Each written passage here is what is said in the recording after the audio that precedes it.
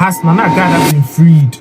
Has Nana Agradaa been pardoned by the President of the Republic, John Dramani Mahama? These questions are legit questions to ask at this moment, because there's a list that has come out, or a communique from the presidency, which has been signed by the spokesperson to the president and Minister for Government Communications, Felix Kwachi Ofosu MP, which says presidential amnesty for prisoners, Monday, August 18th, 2025. President John Dramani Mahama has, upon the recommendation of the Prison Service Council and in consultation with the Council of State and in accordance with Article 72, 1 of the Constitution, granted amnesty to 998 prisoners out of a total of 1,014 recommended. The categories of convicts affected are as below. Category 1, first-time offenders, number of persons 787. Category 2, death sentence to be commuted to life imprisonment 87. That is the number of persons. Now, Category 3, life sentences to be commuted to 20 years definite term, number of persons 51. And Category 4, seriously ill, number of persons 33. Fifth category, over 70 years irrespective of offense, number of persons 36. Now, option 6 says nursing mothers 2. Then 7 says petitions 2. So in total, the President, John Dramani Mahama, has granted amnesty. Some are pardon, some are amnesty.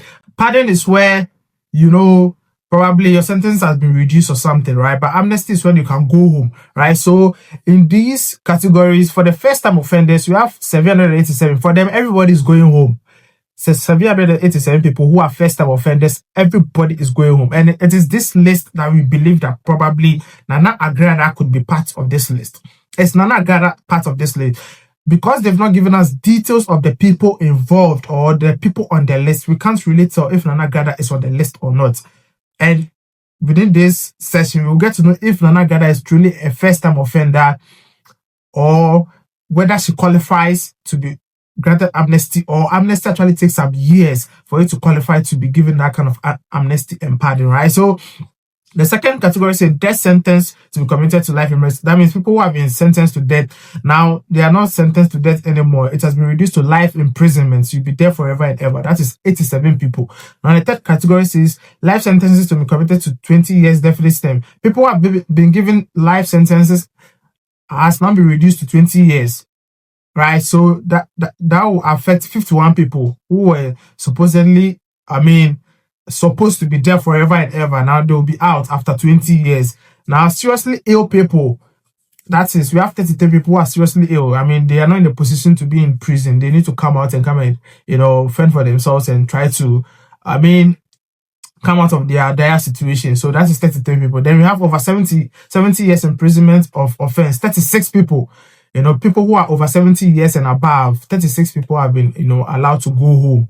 And nursing mothers, people have given birth. 2 of them have been allowed to go home. And petitions, for the petition, we have a petition that was written about one ACN, one of the men who was actually involved in the whole bank collapse. I don't have the details right now, but I know he's called ACN something. I think he'll be part of those that, have been allowed to go home because of a petition. Right, so in total, 87 people have been reduced from death sentence to life sentence. 51 people have been reduced from life sentence to 20 years. Then the rest have been allowed to go home. 70 years and above, go home. Seriously ill, go home. Nursing mothers, go home. Petition, go home. First-time offenders, 787, go home. Now, the question is, has Nana Agradaa, who was sentenced to 15 years in prison with hard labor for, charlatanic advertisements and money doubling and, defrauding by false pretenses, has she been granted the amnesty by the President of the Republic, John Dramani Mahama? Now, let us, get to know who Nana Agradaa is. So Nana Agradaa is actually called Patricia Esiedua Odro Korantin.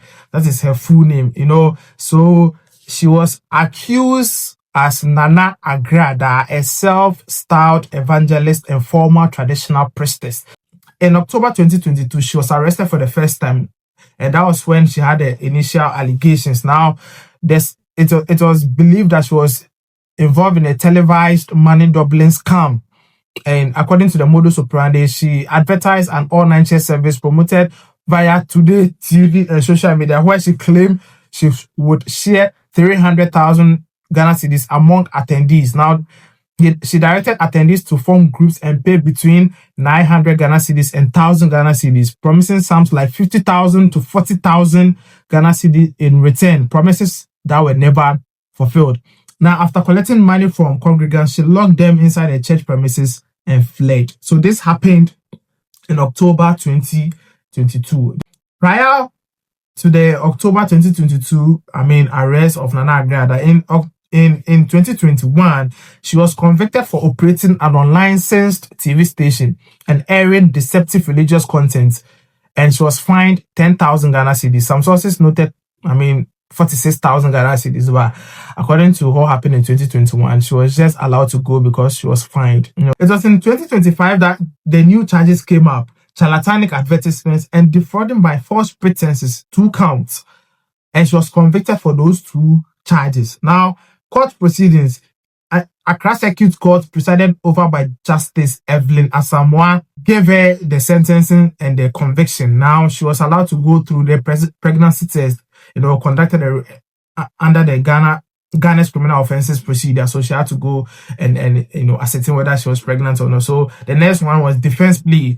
Her lawyer, Richard Asamoah Bafo, pleaded for leniency, citing her role as a mother of 5, including a 24-year-old law student and a 3-year-old toddler, her cooperation and supposed remorse. But it was believed that in the court, Nana Agradaa showed no remorse. She was like, Charlie, Mufam and call anything. So this is the background. Our prosecution stand, led by ASP Emmanuel Haliga, who emphasized the premeditated nature of the fraud, a prior conviction, and a need for deterrent sentence. So she was actually sentenced to 15 years in prison because of the fraud and also prior conviction. In 2021, she was arrested for, similar offenses, not same, but similar offenses, and she was fined. So, and also they wanted it to serve as a deterrent to people on TV stations or radio stations who are actually, telling people that they should bring their money in to be doubled, right? So they wanted to use Nana Agradaa as the scapegoat. Now,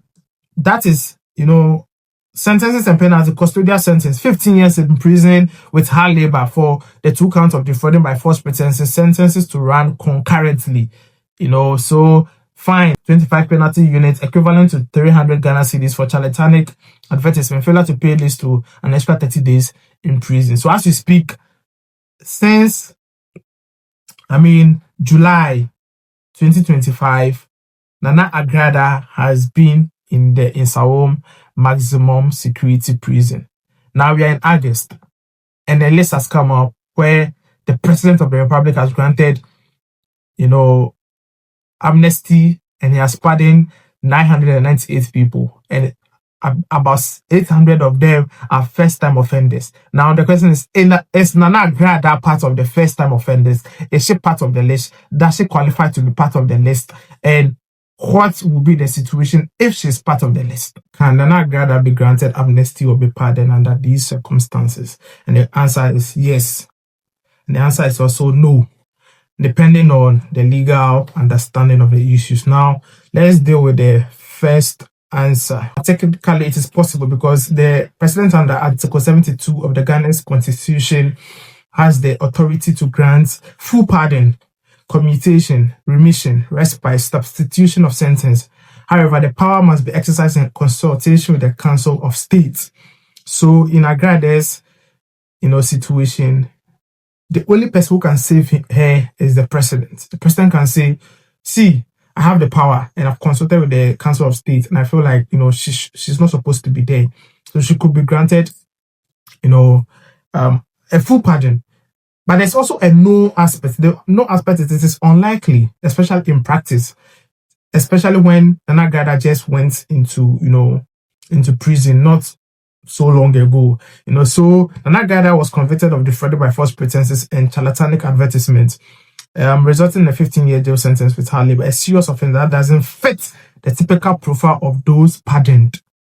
She's not first timer. She does not have some rehabilitated situation. She can't be pardoned on humanitarian ground, as in it can't be said that she's sick or she's pregnant or she's over 70 or anything like that. So it can't happen for her in those instances. She was convicted not too long ago, and she's not a first-time offender. In 2021, she was convicted. So in this instance, she does not fit the first offender, category 2. Now, her case is also a high-profile and polarizing case, making a pardon politically sensitive.